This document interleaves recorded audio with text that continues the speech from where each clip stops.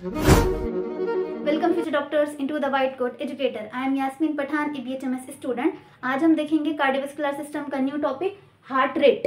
सबसे पहले इसके अंदर हार्ट रेट LAQ के लिए पूछा जाता है यूनिवर्सिटी एग्जाम में 10 मार्क्स के लिए। मोस्टली इसके अंदर इसकी डेफिनेशंस, इसके वेरिएशंस, नॉर्मल वैल्यू, फिर उसका रेगुलेशन राइट डाउन करना होता है। डेफिनेशन तो ऐसी कोई खास डेफिनेशन है नहीं। हार्ट रेट क्या है, इसकी नॉर्मल वैल्यू से हम डायरेक्ट स्टार्ट करेंगे। हार्ट रेट क्या होता है कि हमारा हार्ट जो है वो एक मिनट में कितने बार बीट करता है, उसी को हम क्या करते हैं, हार्ट रेट बोलते हैं। तो नॉर्मल हार्ट रेट क्या है हमारा 17 बीट्स पर मिनट है, और ये वैरी भी करता है 60 to 18 बीट्स पर मिनट, यानी 70 नॉर्मली क्या होता है हमारा हार्ट बीट करता है 1 मिनट में। उसके बाद उसकी वेरिएशन है कि हार्ट रेट में क्या क्या वेरिएशन आती है। तो हार्ट रेट की मेनली वेरिएशन के बाद दो ही कंडीशन बनती है, या तो बनती है टैकीकार्डिया, सेकंड होती है हमारी ब्रेडिकार्डिया। टैकीकार्डिया यानी increase in the heart rate above 100 beats per minute. 100 beat से ज्यादा अगर हमारा हार्ट क्या कर रहा है, बीटिंग कर रहा है 1 मिनट में, तो उस कंडीशन को हम क्या बोलेंगे, टैकीकार्डिया। और ये कौन कौन से, इसके दो ही कॉज हो सकते हैं, या तो एक फिजियोलॉजिकल वेरिएशन की वजह से, दूसरा होता है हमारा पैथोलॉजिकल वेरिएशन की वजह से।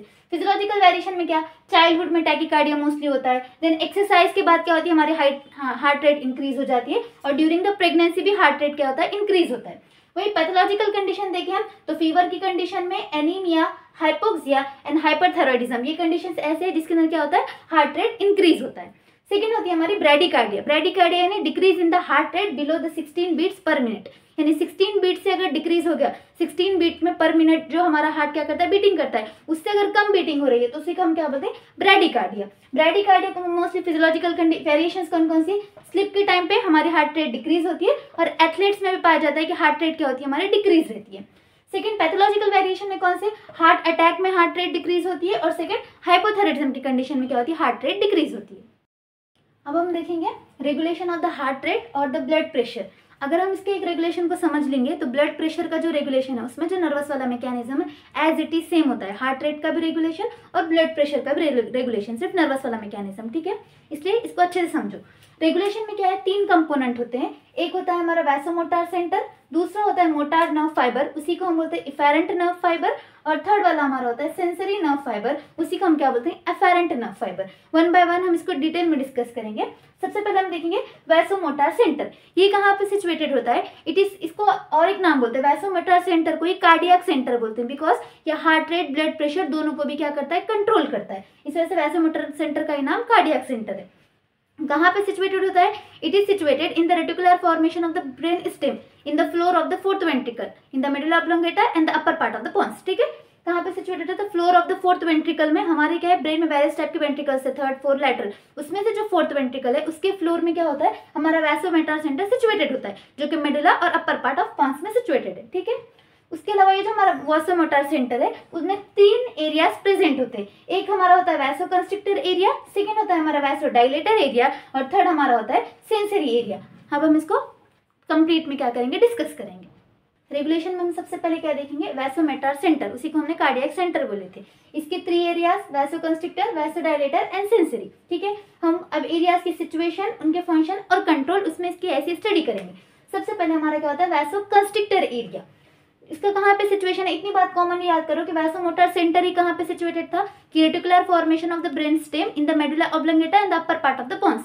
सब में कॉमन वही लाइन आएगी कि वैसोमोटर सेंटर जो है वो भी सिचुएशन है कहाँ पे, इन the reticular formation of the medulla oblongata in the floor of the fourth ventricle, fourth ventricle के फ्लोर में, मेडुला ऑब्लोंगेटा के फॉर्मेशन के टाइम पे, ठीक है। लेकिन ये वैसोमोटर सेंटर का कौन सा वाला पार्ट बनाता है, लैटरल पार्ट, यानी वैसोकंस्ट्रिक्टर एरिया वैसोमोटर सेंटर का लैटरल वाला पार्ट फॉर्म करता है। इसके अलावा इसका फंक्शन क्या है, तो वैसोकंस्ट्रिक्टर का फंक्शन होता है हार्ट रेट को इंक्रीज करना और ब्लड प्रेशर को इंक्रीज करना। ये कैसे इंक्रीज करता है, ये जो हमारा वैसोकंस्ट्रिक्टर एरिया है वो क्या करता है, हार्ट के पास इंपल्सेस भेजता है, किसके थ्रू, सिंपैथेटिक नर्व्स के थ्रू। जैसे ही इंपल्स इसके पास आएंगी तो उसके वजह से क्या होगा, हमारा हार्ट रेट क्या होगा, इंक्रीज होगा। जैसे ही इंपल्स हार्ट के पास आएंगी उसकी वजह से क्या होगा, constriction of the blood vessels होंगे, यानी हमारे जो ब्लड वेसल है वो कंस्ट्रिक्ट हो जाएंगे, और जैसे ही हमारे ब्लड वेसल्स कंस्ट्रिक्ट हो गए तो हमारा हार्ट रेट और ब्लड प्रेशर क्या होगा, इंक्रीज होगा। तो फंक्शन क्या है वैसोकंस्ट्रिक्टर एरिया का, increase in the heart rate. उसके बाद इसको कंट्रोल कौन करता है, तो कंट्रोल करता है सेरेब्रल कॉर्टेक्स एंड हाइपोथैलेमस, ठीक है। Hypothalamus and cerebral cortex control करेंगे वैसोकंस्ट्रिक्टर एरिया को, और वैसोकंस्ट्रिक्टर एरिया कंट्रोल करेगा हमारे heart rate and blood pressure के इंक्रीज होने को। ये था वैसोकंस्ट्रिक्टर। सेम ऐसे ही हम वैसोडाइलेटर एरिया देखेंगे। ये कहाँ पे सिचुएशन है, सेम वही land, it is situated in the reticular formation of the medulla oblongata in the floor of the fourth ventricle, but it form the middle portion of the vasomotor centre. ये क्या form कर रहा है, middle portion of the vasomotor centre form कर रहा है vasodilator area. ये भी क्या करता है, ये इसका काम क्या है, इसका फंक्शन क्या है, ये decrease in the heart rate और decrease in the blood pressure, blood pressure को डिक्रीज करता है। ये कैसा करता है, वैसोडाइलेटर एरिया हार्ट को इंपल्स सेंड करता है। इंपल्स सेंड करने के बाद में क्या होते हैं, हमारे जो ब्लड वेसल्स है वो क्या हो जाते हैं, डायलेट हो जाते हैं। डायलेशन की वजह से हमारा हार्ट रेट और ब्लड प्रेशर क्या होता है, डिक्रीज हो जाता है। तो इसका फंक्शन क्या है, heart rate and blood pressure को डिक्रीज करना। और ये किसके कंट्रोल में, ये भी same cerebral cortex and hypothalamus के कंट्रोल में है। अब थर्ड हम देखेंगे सेंसरी एरिया। सेंसरी एरिया कैसा होता है, हमारा जो सेंसरी एरिया है वो किसमें सिचुएटेड है, न्यूक्लियस ऑफ ट्रैक्टस सॉलिटरीज। ये भी क्या होता है, हमारा मेडुला ऑब्लोंगेटा में ही होता है, पॉन्स में और मेडुला के दोनों के बीच में सिचुएटेड होता है। न्यूक्लियस ऑफ ट्रैक्टस सॉलिटरीज में क्या होता है, सिचुएटेड होता है सेंसरी एरिया। और ये क्या करता है, पोस्टीरियर पार्ट फॉर्म करता है, किसका, हमारे वैसोमोटर सेंटर का पोस्टीरियर पार्ट फॉर्म करेगा सेंसरी एरिया। इसका फंक्शन क्या होता है, इसका फंक्शन होता है control the vasoconstrictor and vasodilator area. Sensory area का काम है कि वैसोकंस्ट्रिक्टर एंड वैसोडाइलेटर दोनों एरियाज को कंट्रोल करना। किसके थ्रू, ग्लोसोफेरेंजियल नर्व के थ्रू और वेगस नर्व के थ्रू क्या करता है, ये दोनों एरियाज को कंट्रोल करता है। इसको कोई कंट्रोल करने वाला नहीं है, ठीक है। ये क्या था, हमारा वैसोमोटर सेंटर के एरियाज। हम देखेंगे इसके बाद अब मोटर और efferent nerve fibres. Next component है मोटर और the efferent nerve fibre. Motor nerve fibre कहाँ से आते हैं, हमारे ब्रेन से मैसेज निकलता है और कहाँ जाता है, पेरिफेरी के पास, ठीक है। तो मोटर नर्व फाइबर में 2 पार्ट्स आते हैं ऑटोनॉमिक नर्वस सिस्टम के। Autonomic nervous system is divided in 2, parasympathetic and sympathetic, ठीक है। तो वो कंट्रोल करेंगे इसके अंदर। इसके याद रखना, ऑटोनॉमिक नर्वस सिस्टम किसके थ्रू रेगुलेट करेगा, वेगस नर्व के थ्रू मेनली रेगुलेट करेगा, किसको, पैरासिम्पैथेटिक को। और सिंपैथेटिक वाले किससे, स्पाइनल कॉर्ड के थ्रू रेगुलेट होंगे, उनका रेगुलेशन होगा, ठीक है। कैसे रेगुलेशन होगा हम 1 बाय 1 देखेंगे। सबसे पहले हम देखेंगे मोटर इफेरेंट नर्व फाइबर के 2 parts, parasympathetic and sympathetic. Parasympathetic nerve fibres में उनका ओरिजिन कहाँ से, तो पैरासिम्पैथेटिक नर्व फाइबर्स कहाँ से ओरिजिनेट होते हैं, इसमें याद रखना पैरासिम्पैथेटिक में वेगस नर्व का सबसे ज्यादा रोल है, ठीक है। वेगस नर्व ही है जो पैरासिम्पैथेटिक के सारे फंक्शंस परफॉर्म करने वाली है। इनका ओरिजिन है डोर्सल न्यूक्लियस ऑफ वेगस। ये भी कहाँ पे रहेगा, floor of the fourth ventricle में देखेंगे। फ्लोर ऑफ फोर्थ वेंट्रिकल में ही और एक न्यूक्लियस है, उसका नाम होता है dorsal nucleus of vagus. Vagus nerve regulate करेंगे, इसलिए न्यूक्लियस भी किसका होगा, वेगस, लेकिन कौन सा वाला, डोर्सल वाला न्यूक्लियस, ठीक है। वहां पे क्या रहेगा, पैरासिम्पैथेटिक का ओरिजिन होगा, पैरासिम्पैथेटिक नर्व फाइबर्स का। तो इसके बाद इसका डिस्ट्रीब्यूशन कैसा है, तो सबसे पहले सुनो, यहाँ से क्या होता है, ये ओरिजिन होगा कहाँ से, डोर्सल नर्व ऑफ वेगस से क्या हुआ, वेगस नर्व ने ओरिजिन लिया, उसके फाइबर्स ने ओरिजिन लिए, उसी को हम बोलते हैं pre ganglionic parasympathetic nerve fibres. वहां से वो क्या करेंगे, ट्रैवल करेंगे। ट्रैवल करने के दौरान क्या होगा, सबसे पहले वो कहाँ पे जाएंगे, हमारे जो वेगस नर्व का मेन ट्रंक है वो और कार्डियक ब्रांच ऑफ वेगस, ये दोनों में डिवाइड होंगे। सबसे पहले यहाँ से ओरिजिन लिया, ओरिजिन को हम बोलेंगे pre ganglionic nerve fibres. Pre ganglionic nerve fibres वहां से पास करेंगे, वेगस नर्व की ब्रांच है जो कार्डियक ब्रांच ऑफ वेगस है वहां पे, और मेन ट्रंक जो है वेगस नर्व की उसको पास करके कहाँ पे पहुंचेंगे, हमारे पोस्ट गैंग्लियोनिक नर्व फाइबर्स के पास, ठीक है। पोस्ट गैंग्लियोनिक नर्व फाइबर्स के पहुंचने के बाद फिर क्या होंगे, वो डिवाइड हो जाएंगे, क्योंकि उनको जाना कहाँ पे है, हार्ट के पास, क्योंकि हार्ट हमारा पेरिफेरल ऑर्गन है जिसको हमें कंट्रोल करना है, वहां से हमारा हार्ट रेट और ब्लड प्रेशर रेगुलेट होने वाला है। तो पोस्टीरियर गैंग्लियोनिक नर्व फाइबर्स के पास पहुंचने के बाद वो क्या होंगे, ब्रांचेस में और डिवाइड हो जाएंगे वो नर्व फाइबर्स। उसके अंदर से जो राइट ब्रांचेस होंगे, राइट ब्रांचेस को हम क्या बोलते हैं, राइट वेगस वाले नर्व फाइबर्स, वो किसको सप्लाई करेंगे, हमारे एसए नोड को। एसए नोड जो कि हमारे क्या राइट एट्रियम में सिचुएटेड है, सुपीरियर वेना कावा के जस्ट बिलो में, उनको सप्लाई करेंगे। और वही जो रिमेनिंग बच जाएंगे, अब राइट वेगस के जितने नर्व फाइबर्स है वो तो एसए नोड को सप्लाई कर रहे हैं, और बाकी के जो बच गए वो किसको सप्लाई करेंगे, हमारे एवी नोड को सप्लाई करने वाले। समझ में आ गया इसका डिस्ट्रीब्यूशन। सबसे पहले प्री गैंग्लियोनिक फाइबर्स में कार्डियक ब्रांच की, वेगस ब्रांच जो है कार्डियक ब्रांच की, और जो मेन ट्रंक है हमारे वेगस की, वहां से कहाँ पे, पोस्टीरियर गैंग्लियोनिक फाइबर से, और पोस्टीरियर गैंग्लियोनिक फाइबर से एसए नोड को और एवी नोड को सप्लाई होगा, उनका डिस्ट्रीब्यूशन होगा।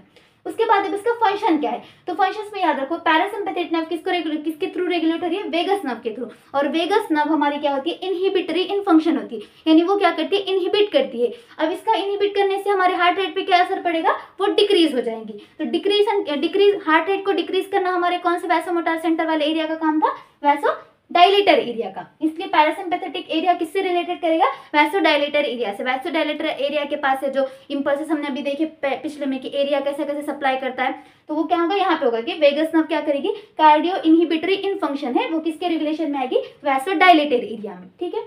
और इसका टोन टोन क्या होता है? Vagal tone. वेगल टोन किसको बोलते हैं? It is a continuous stimulus of the inhibitory impulses from the vasodilator area.